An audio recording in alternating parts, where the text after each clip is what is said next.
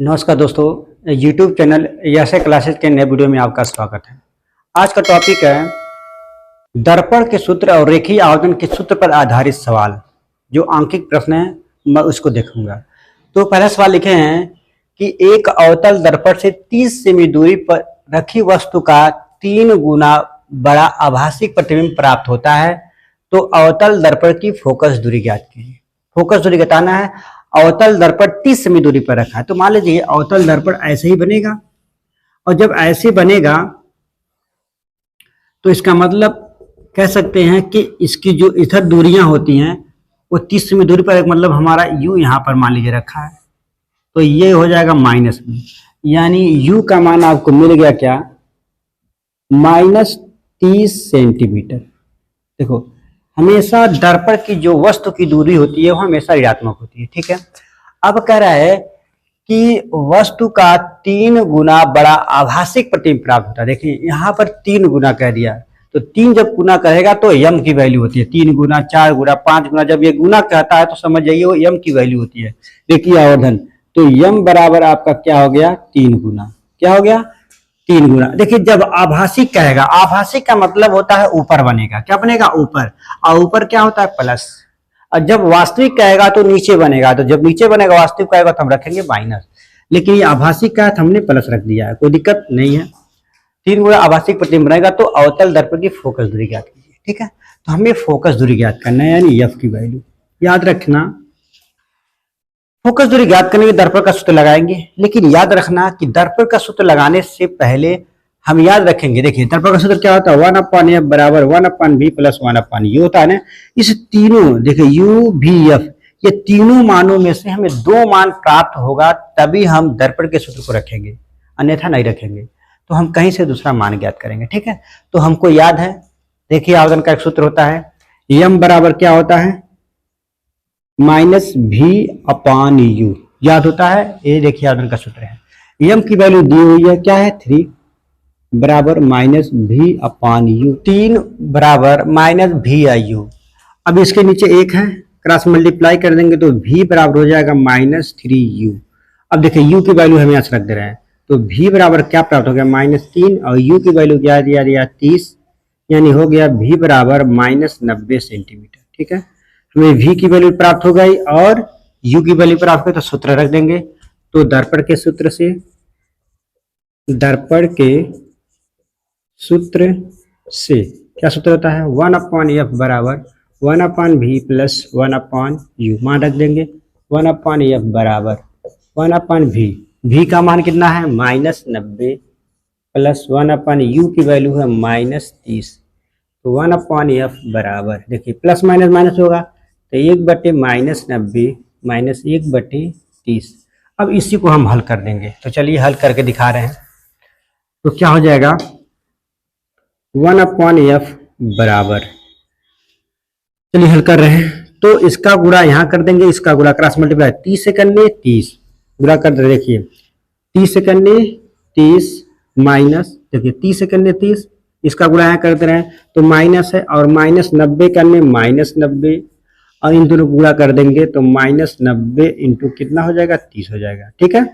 तो 1/f बराबर, देखिए माइनस माइनस प्लस हो जाएगा, और 90 और 30 कितना हो जाएगा, 120 बटे -90 गुणे 30, ठीक है। 0 से 0 क्या हो गया, कैंसिल, 3 चौके 12, अब 2 से कटेगा, देखिए 2 दूनी 4, और 45 दूना कितना हो जाएगा, 90, यानी 1/f की वैल्यू आ गई 2/-45, यानी उल्टा कर दो, इसको भी उल्टा करोगे तो भी उल्टा हो जाएगा, यानी f की वैल्यू आ जाएगी -45/2, यानी आंसर आपका आ जाएगा -22.5 सेंटीमीटर।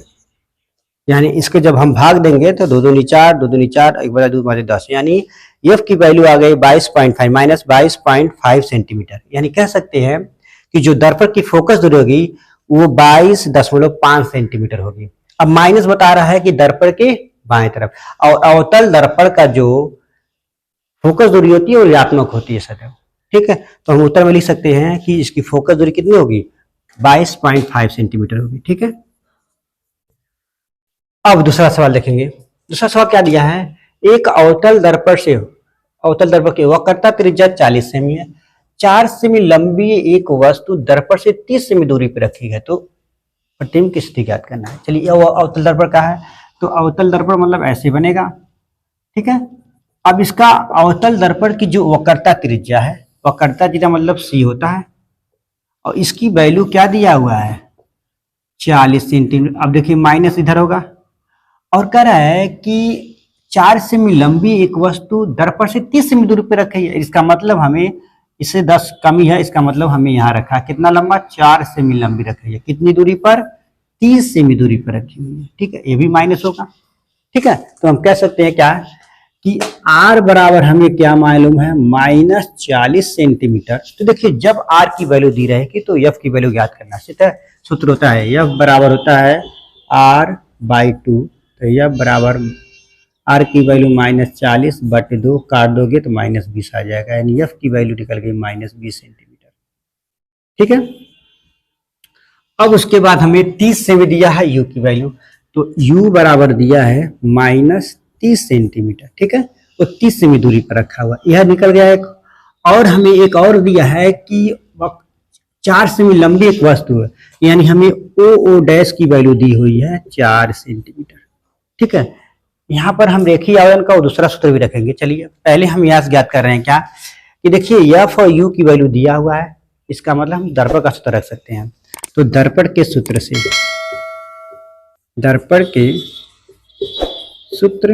से चलिए देख रहे हैं 1/F बराबर 1/V प्लस 1/U, मान रख देंगे 1/F, F की वैल्यू है -20, 1/V की वैल्यू ज्ञात करना है, 1/U की वैल्यू दिया है -30 सेंटीमीटर, ठीक है।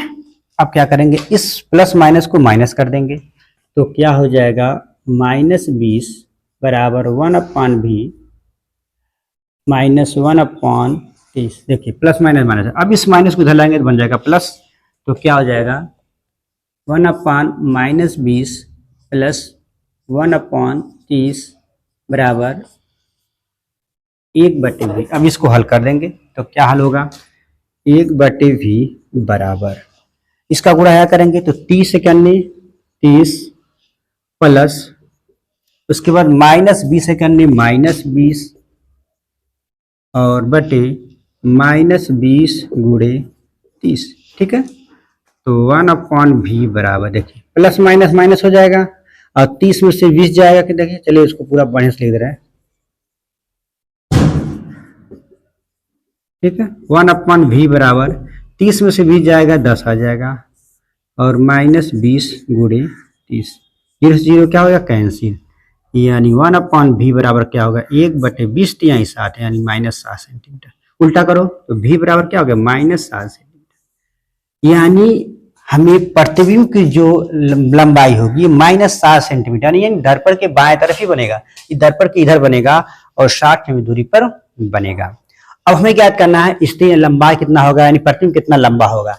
तो चलिए वो देखिए आदमी का एक सूत्र और होता है, क्या होता है I डैश बटे ओ डैश बराबर होता है -V/U। देखिए हम दो सूत्र बताए थे ना, एक बताए थे सूत्र M बराबर -V/U, एक सूत्र और बताए थे I डैश बटे ओ डैश बराबर -V। देखिए यहाँ पर वस्तु की लंबाई दी हुई है तब ये लगाएंगे, तब प्रतिबिंब की लंबाई ज्ञात करेंगे। तो I डैश बटे ओ डैश का मान दिया हुआ है, कितना दिया 4 सेमी बराबर -V की वैल्यू है -60, U की वैल्यू है -30, माइनस से माइनस कैंसिल 30 दूनी 60, तो ये देखिए भाग इधर गुणा हो जाएगा, तो I डैश जो आपको निकल गया वो -2 है और ये 4 इधर आ गया, तो क्या हो गया I डैश -8 सेंटीमीटर, यानी हम कह सकते हैं प्रतिबिंब 8 सेमी लंबा और 60 सेमी दूरी पर बनेगा। तो लिख सकते हैं प्रतिबिंब